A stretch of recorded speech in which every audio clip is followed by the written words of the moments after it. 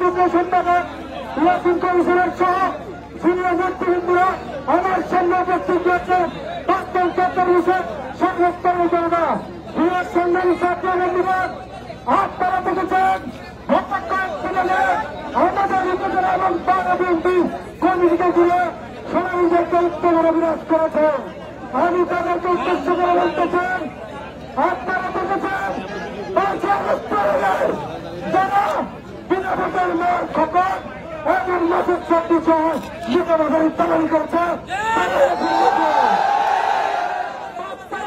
কর্মীরা সবাই চিকিৎসা মিছিলে রয়েছে। আমি তাদের উদ্দেশ্য করে বলতে চাই, আমাদের আমরা তাদের মৃত্যু প্রকাশ করে তাদের সময় নেব না।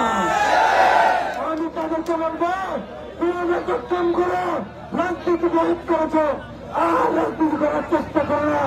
আমাকে যেহেতু সমস্যা বক্তব্যের সুযোগ পেয়েছে, আমি আর বক্তব্য চিন্তা করছি না।